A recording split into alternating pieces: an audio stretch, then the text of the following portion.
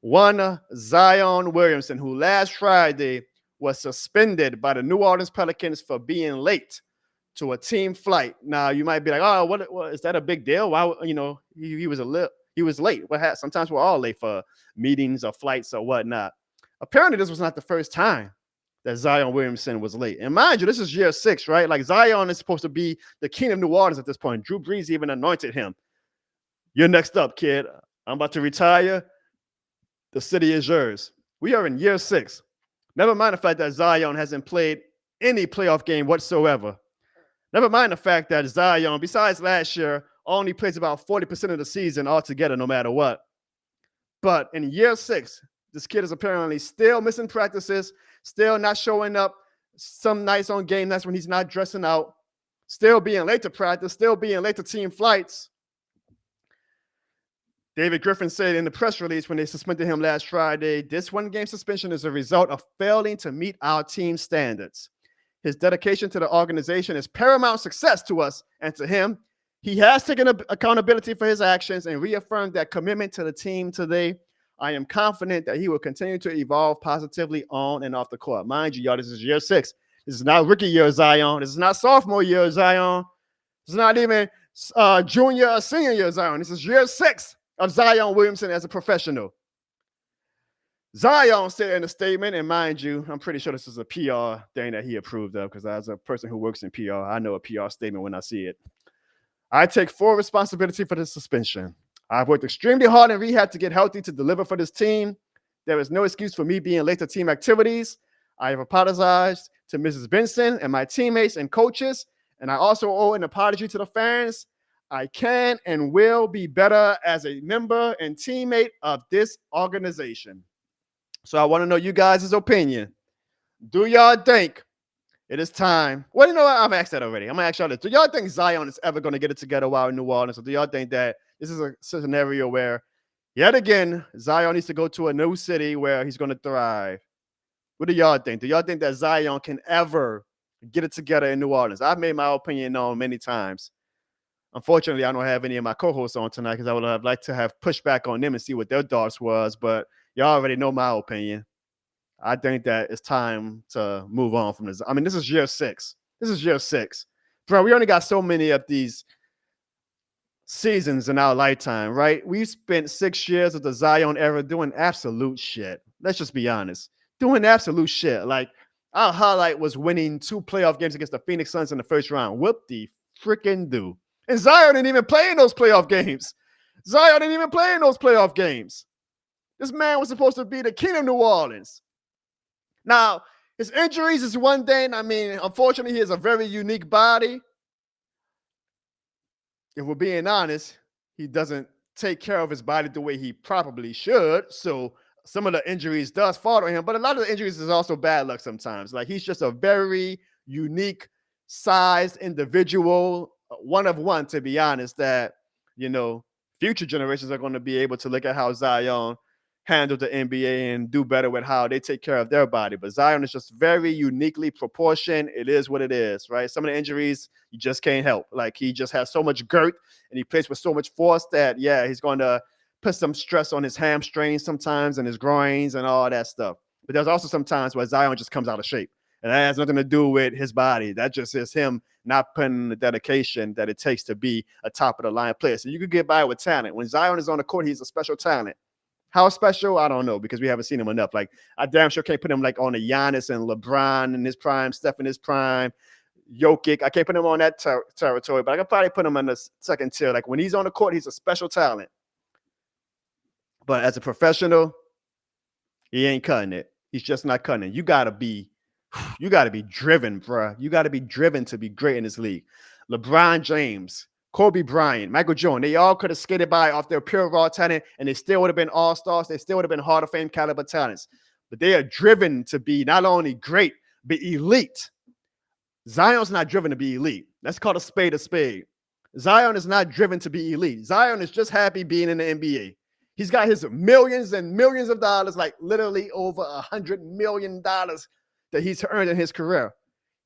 He's fine. He's going to put in work. Don't get me wrong. I'm not saying he's like the laziest guy. Like he puts in work, but he's not putting in that work that you really got to do to take it to the next level. The way Kobe was obsessed with being great. The way LeBron James puts over $1 million worth of investments in his body every year, which is why at 40 years old, he looks better shape and plays much harder and with more force than Zion Williamson. Zion don't want it like that, man. And maybe he's going to get there one day. Maybe I appreciate the team for finally calling him out on this bullshit. Took 6 years to do it, which is like, good Lord. It took y'all 6 years to finally call him out. I can see it. And again, if he was like, I get that the NBA is a superstar-driven league, right? So like when you are LeBron James, you could get away with some stuff that the 12th man on the bench can't get away with. What has Zion done to deserve like the grace that the team has given him? Zion's played in 0 playoff games. He's won 0 MVPs. What has Zion done to be given like this? Hey, Zion, we're going out the red carpet for you every time. You got to earn it if you're going to want some type of, favoritism like that. Drew Brees can show up late to a fight. It's Drew Brees. Come on, now what has Zion done to deserve it? I hope he gets it together. I love Zion. I want Zion to be great. I've seen, just like a lot of Pelicans fans, I've seen Zion on the court. When he is on one, damn, it looks like the best player in the NBA. He's teased us so many times, which is why I'm not afraid at this point to call him out on this bullshit too. I find it hilarious how hated Derek Carr is in New Orleans, but yet, good Lord have mercy, dude, Pelicans fans give Zion every goddamn excuse in the book. Like, good Lord, y'all, demand some accountability. This kid has over $100 million in contract money. He does not need all of y'all excuses along with that. Demand accountability. Do y'all want the Pelicans to be great or not? It's hilarious to me that the Saints and the Pelicans share a fan base, but the Pelicans fans are so damn accepting of the bare minimum sometimes with this franchise. Whereas, shit, let the Saints have a player show up late for a team flight and get suspended. Let that have been Derek Carr. It would have been World War III in New Orleans streets if Derek Carr showed up late for a flight. But for Zion, it's like, he's going to learn his lesson. No, man. Put some pressure on that kid. He's not even a kid anymore. It's year 6. Put some pressure on that grown-ass man. He's a professional.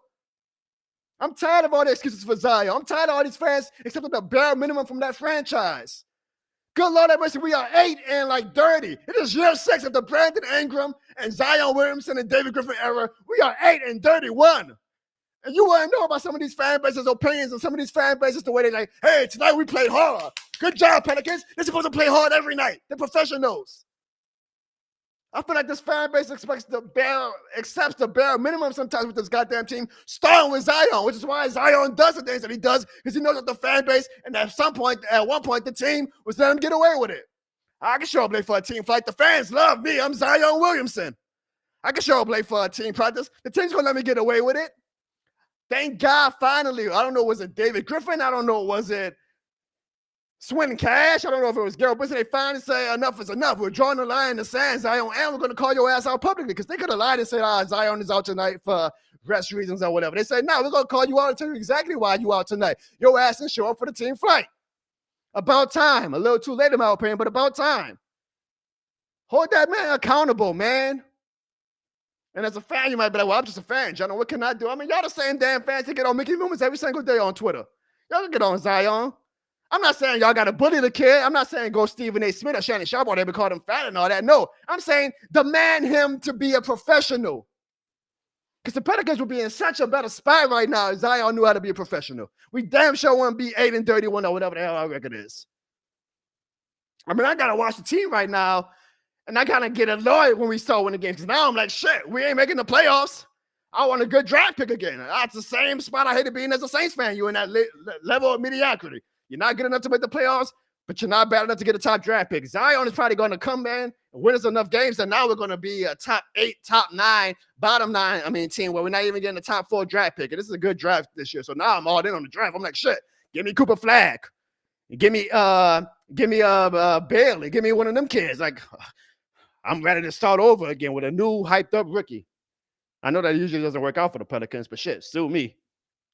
So I just want the fans to do some accountability with Zion, man. Like, y'all, I just don't get, and I know that the Saints fans are much more passionate and ingrained and much more, there's a lot more Saints fans than Pelicans fans. I get it. And I know that it feels like sometimes we treat and mind y'all, I'm a 13-year Pelicans employee, okay? I have a history with that team. So this is me speaking out of love. I don't mind being a tough love guy. But it seems like we treat the Pelicans like I don't I don't know. Like, I don't want to sound mean, but like, the kid who's slow. So you'd be like, oh, I'm gonna treat this, I'm gonna treat this kid a little with more grace, right? He's a little slow. So I gotta be a little more gentle with this kid. Man, it is year 6 right now of this Zion Williamson era. And this kid, this grown man, I'm gonna stop calling him kid. He's a grown man. It's year 6. This grown man is showing up late for practices and team flights. Demand better, Pelicans fans. I'm glad that the team is finally demanding better. Demand better. If his ass doesn't want to get in together, ship his ass out. It ain't like we're missing out on anything, right?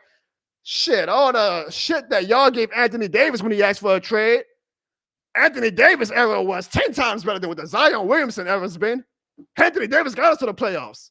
Anthony Davis played. Yeah, he went out a lot of times, but he actually played. He played more games than Zion. The hypocrisy, man. And again, I know fans act like it's sacrilegious to call it out hypocrisy. I embrace it. I embrace being a hypocrite. I embrace being stupid when it comes to being a sports fan. The hypocrisy and I don't want to say stupidity because I don't want to sound like an asshole, but I just think y'all need to do better with how y'all treat Zion. It's okay to call him to hold him accountable. I know he's excited. I know he might do a windmill tonight, and it's like you forget every reason about why you annoy with Zion because he's just such a special player when he's on the court. Well, tell him to be on the court. Tell him to be a professional. Tell him to show up to practice. Tell him to be a goddamn leader. You are the highest paid player on our team. You are supposed to be the face of our franchise. Play like it. Act like it. Conduct yourself like it. I want y'all, Pelicans fans, to show that this shit more than a game.